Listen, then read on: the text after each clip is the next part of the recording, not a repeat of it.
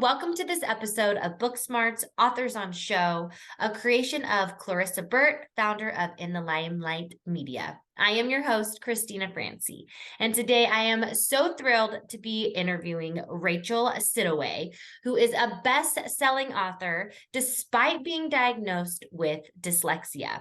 Her first book, An Impossible Life, is an Eric Hoffer Grand Prize winner, and Rachael has been interviewed in all 50 states on the local and national news, including CBS, This Morning, and the Tamron Hall Show. Rachael, thank you so much for coming on the episode today. I can't wait to dive into your book and the obstacles and challenges that you overcame to basically publish a book. But before we dive into the questions today, tell me a little bit about your background and how you got to where you are today.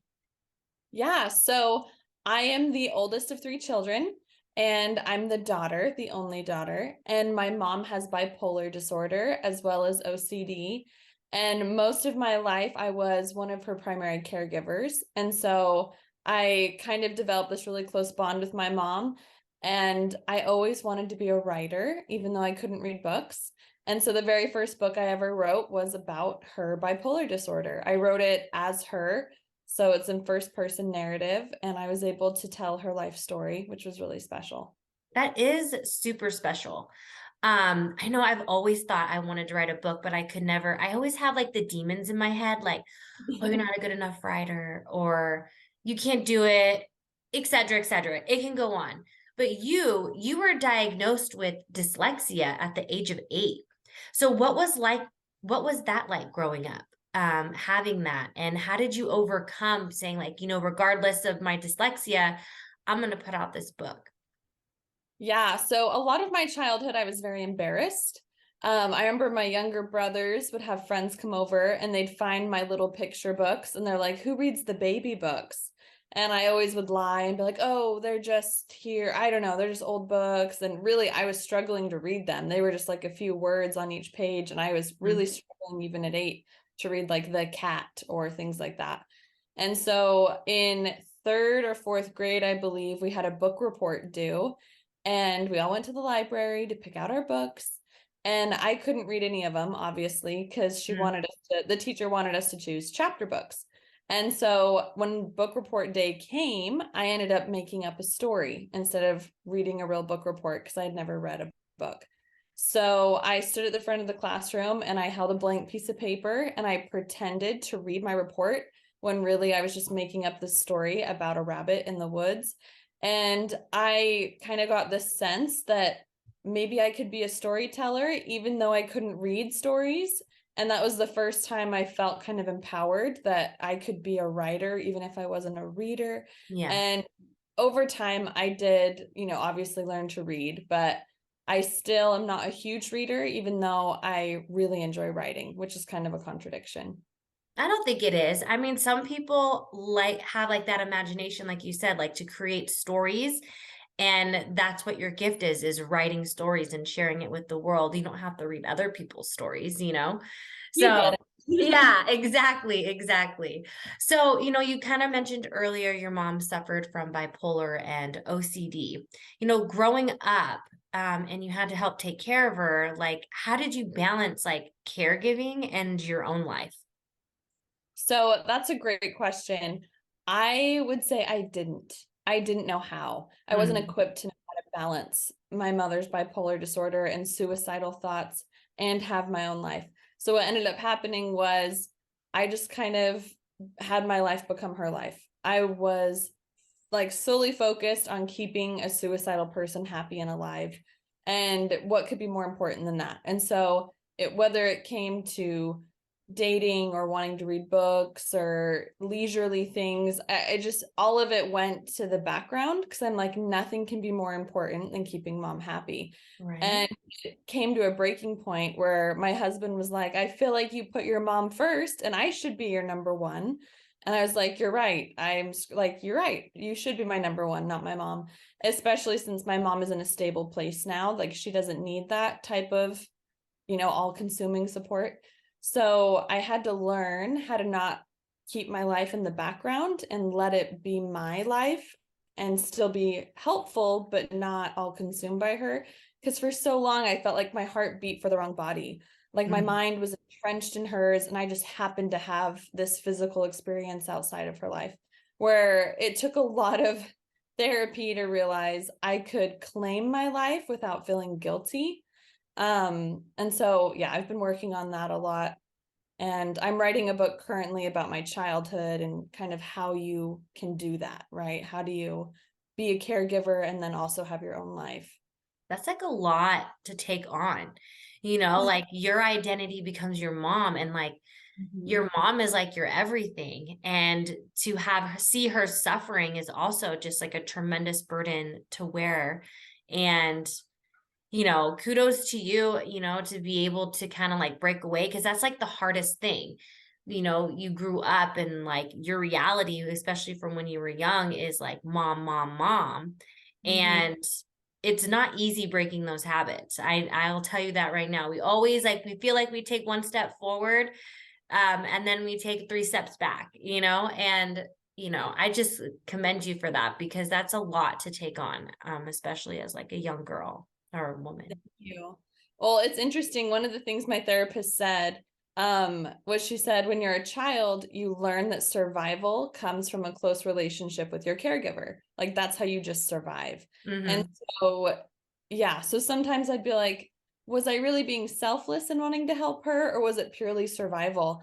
And I've learned over time, I'm like, I think it can be both, but mostly probably for children, it's like survival. Like I need to keep my caregiver stable so I can have a stable life with her.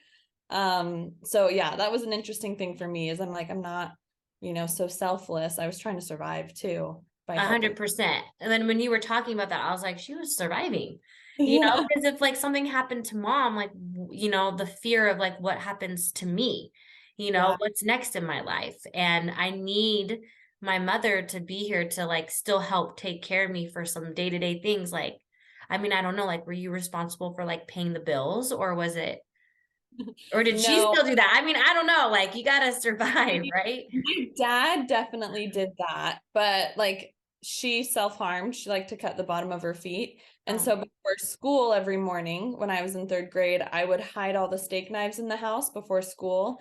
And I would just like try to hide sharp, dangerous things because I knew she couldn't like manage herself with things like that.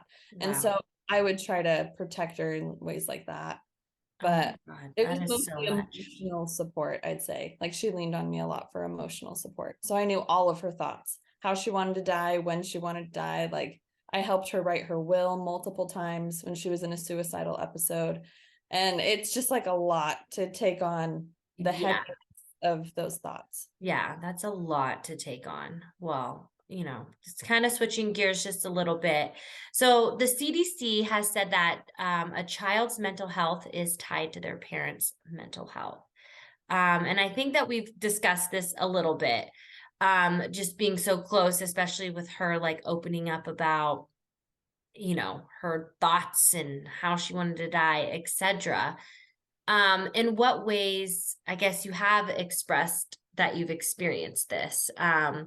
So you've expressed ways that you've experienced how the mental health and your mother are all tied together. Yes. Um, so yeah, I would say a parent-child's mental health is strongly connected. But in a way that can be a good and bad thing, right? Especially for a writer, because you can get to know a person, or in my case, like she was my character, right? So when I wrote this book, An Impossible Life, I had a character I had to write. I had to know her fears, her desires, her wants.